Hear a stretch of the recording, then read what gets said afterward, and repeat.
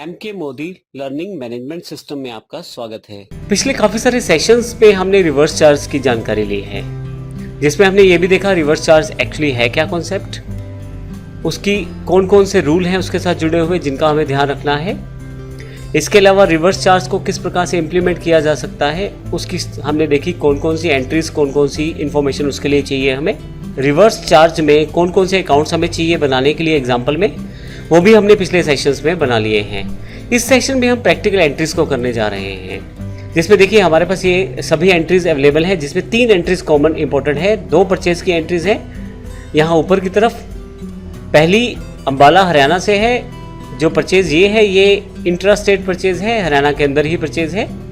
दूसरी purchase सीटेक computer Ludhiana Punjab से है, लेकिन तीसरी परचेज जो है सबसे इंपॉर्टेंट है, जो एक यूआरडी डीलर से है। 20 एसएमपीएस हमने खरीदे हैं 5% जीएसटी आइटम्स टैक्स के साथ, और टैक्स की कैलकुलेशन भी यहाँ दिखाई गई है। तो आइए देखते हैं किस प्रकार से हम इसको कर सकते हैं अकाउंट्स में। फिर हम इन 3 एंट्रीज को भी करके देखेंगे, एडजस्टमेंट एंट्रीज जो हमने यहाँ नीचे दी हुई हैं। तो आइए देखते हैं।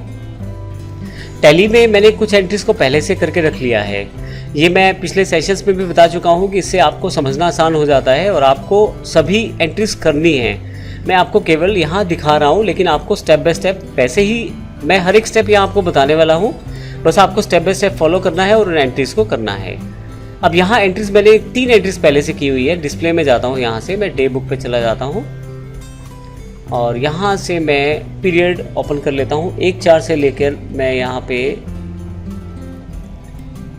31/7 तक का जो पीरियड है मैं ओपन कर लेता हूँ। तो आप देखेंगे मेरे पास यहाँ 4 एंट्रीज हैं। 3 परचेज की एंट्रीज मैंने बताया हम कर चुके हैं ऑलरेडी। इसमें पहली कैपिटल रिसिप्ट की है। सबसे पहली एंट्री की बात करते हैं। सिंपल एंट्री है, हम पहले भी कर चुके हैं। एंटर करें, हमने इन्वेस्ट किया है बिजनेस में, कैपिटल ग्रुप में कैश हमने प्राप्त किया है, तो 10,000 रुपये जो कैश की एंट्री है वो हमने यहाँ पे एंट्री कर दी है। ये एंट्री सिंपल है, हम पहले भी कर चुके हैं। अब बात करते हैं इंपॉर्टेंट एंट्रीज की। सबसे पहले बात करते हैं क्रिएटिव कंप्यूटर हरियाणा, जो कि लोकल परचेज है। एंटर करता हूँ। इसके लिए उसका बिल नंबर डिफाइन किया है। ध्यान रखिएगा 1 जुलाई 2017 से लेकर ही आप डेट एंटर कर सकते हैं। उससे पहले वाली डेट पे टैली जो है कैलकुलेट नहीं करेगा आपके जीएसटी टैक्सेस को। तो ध्यान रखिएगा डेट आपके पास 1 जुलाई के बाद की हो। पार्टी का नाम क्रिएटिव कंप्यूटर हरियाणा है। सारी डिटेल पहले से फिल कर चुका हूँ। यहाँ जीएसटी नंबर भी फिल है, आप इसे फिल करके ज़रूर चले। 15 डिजिट का कोड है। अगर आपको इसकी जानकारी नहीं है तो पहले से दिए गए वीडियोज़ में आप देख सकते हैं, हमारे इसी चैनल पर उपलब्ध हैं। फिर परचेज है इंट्रा लोकल हरियाणा, क्योंकि हरियाणा का डीलर है तो हरियाणा की परचेज है। एंटर। एचपी लैपटॉप्स 5 है, 10,000 रुपये प्रति लैपटॉप, 50,000 टोटल है। टैक्स की बात करें तो सीजीएसटी जो है इसमें लग गया है 9% और एसजीएसटी 9%।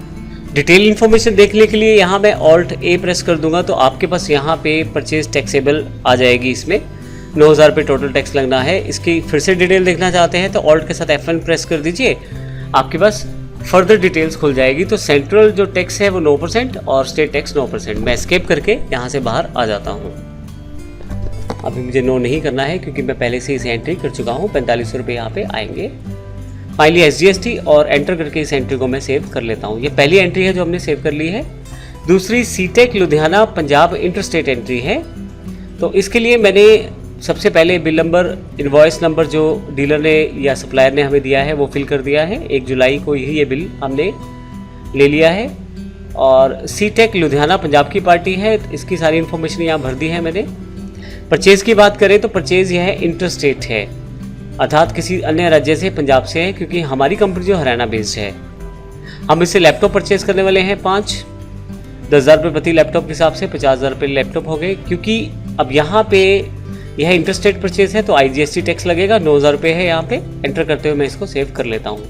ये सभी एंट्रीज आप पिछले एग्जाम्पल्स में भी देख चुके हैं। अब सबसे इंपॉर्टेंट है आपके पास कम पॉइंट की एंट्री, जो कि है हमारे पास यूआरडी डीलर, अनरजिस्टर्ड डीलर की एंट्री में एंटर कर देता हूँ। सबसे पहले उसका मैंने इनवॉइस नंबर डाल दिया है। एग्जाम्पल के लिए यूआरडी 43 डाला है। 1 जुलाई के बाद की एंट्री है। कॉम पॉइंट पानीपत लेजर मैंने सेलेक्ट कर लिया है। इसका कोई भी जीएसटी नंबर यहाँ पे अवेलेबल नहीं है, तो उसको मैं एज इट इज रखना पड़ेगा। एंटर करता हूँ। क्योंकि यह परचेज एक यूआरडी डीलर से परचेज है तो यहाँ मैं परचेज फ्रॉम यूआरडी कर देता हूँ, अर्थात एक अनरजिस्टर्ड डीलर से परचेज है। एसएमपीएस 20 फीस है, 350 रुपये के हिसाब से 7,000 रुपये टोटल हैं। अब देखेंगे यहाँ पे कोई भी टैक्स टैली के द्वारा नहीं लगाया गया, क्योंकि यूआरडी डीलर से जब आप परचेज करेंगे तो उसके परचेज पे वो कोई भी टैक्स हमें लगा कर नहीं दे सकता, वो सारा यहाँ पे कहीं भी शो नहीं होगा। उसके इनवॉइस पे जीएसटी के साथ वो हमें टैक्स नहीं लगा पाएगा। अब हमें एज अ रिसिपिएंट अपने अकॉर्डिंग ही उस टैक्स को कैलकुलेट करना है और हमें ही रिस्पॉन्सिबिलिटी लेनी है उस टैक्स को भरने की, जो टैक्स हमें उस परचेज पे देना चाहिए था।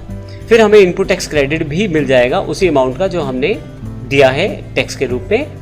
तो ये देखते हैं इसकी कैलकुलेशन कैसे करते हैं। लेकिन इससे पहले मैं आपको दिखा दूँ, ऑल्ट ए अगर आप करें तो यहाँ पे 350 रुपये टैक्स बैठता है।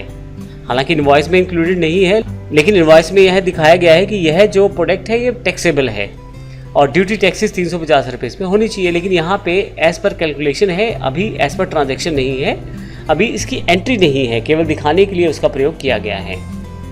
हम यहाँ नहीं दिखा सकते क्योंकि जो हमें बिल मिला है उसमें जीएसटी नहीं लगा हुआ, जो भी सप्लायर ने हमें बिल दिया है। मैं अभी इसे एंटर करके सेव कर देता हूँ।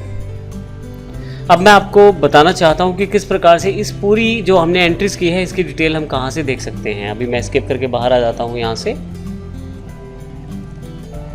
सबसे पहले आप बैलेंस शीट में चले जाएं और यहाँ पे यदि आप देखें तो करंट लाइबिलिटीज़ में 18,000 रुपये डेबिट में पड़े हैं, क्योंकि हम ऑलरेडी जो है परचेज पे टैक्स पे कर चुके हैं। तो अभी ये एक तरह से हमारे पास ड्यूटी टैक्सेस जो हैं ये हम एडजस्ट कर सकते हैं। जब हम सेल करेंगे और आउटपुट टैक्स प्राप्त करेंगे उस अमाउंट के साथ हम इसे एडजस्ट कर लेंगे। अभी 18,000 रुपये हैं। लेकिन पॉइंट की बात ये है कि अगर हम डिस्प्ले पर जाकर स्टैट्यूटरी रिपोर्ट्स देखें और GSTR 2 जो परचेज से रिलेटेड होती है उसको देखें, B2B इनवॉइसेस में जाकर देखें, तो आप देखेंगे कि यहाँ पे टोटल टैक्स जो है नीचे अगर यहाँ इस तरफ देखें 18,350 रुपये है, जबकि वहाँ बैलेंस शीट में 18,000 रुपये हमें दिखा रहा है। अब ऐसा क्यों है? असल में दो परचेज एंट्रीज हमारी जो है रजिस्टर्ड डीलर से हैं, जिसमें 9,000 रुपये IGST अमाउंट था और 4500 रुपये CGST अमाउंट था और SGST अमाउंट था।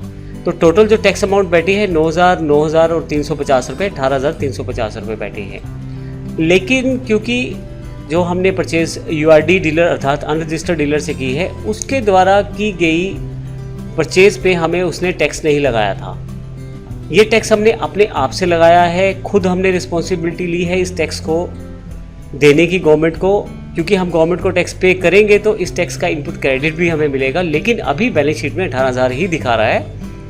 उसका कारण ही यही है कि अभी हमारी जो बुक्स हैं वो अभी केवल यही शो कर रही है कि 18,000 रुपये हम इनपुट टैक्स का जो क्रेडिट है वो प्राप्त कर सकते हैं, क्योंकि डीलर के द्वारा हमें जो URD डीलर की परचेज है उसमें 350 रुपये तो उसने बिल में टैक्स लगाया नहीं, तो इसलिए यहाँ पे हम इनपुट टैक्स क्रेडिट इसका प्राप्त नहीं कर सकते। इस कारण से बैलेंस शीट में 18,000 रुपये है, जबकि GSTR जो रिपोर्ट है 2 वाली उसमें 18,350 रुपये है। लेकिन हम अपने अकाउंट्स में कुछ एडजस्टमेंट एंट्रीज के साथ आसानी से इस 350 रुपये का इंक्लूड करके इसका इनपुट टैक्स क्रेडिट भी प्राप्त कर सकते हैं। इसके लिए हम नेक्स्ट सेशन में देखेंगे कि कौन कौन सी एंट्रीज इंपॉर्टेंट है। 3 एंट्रीज की डिस्कशन हम कर चुके हैं पिछले से पिछले सेशन में भी।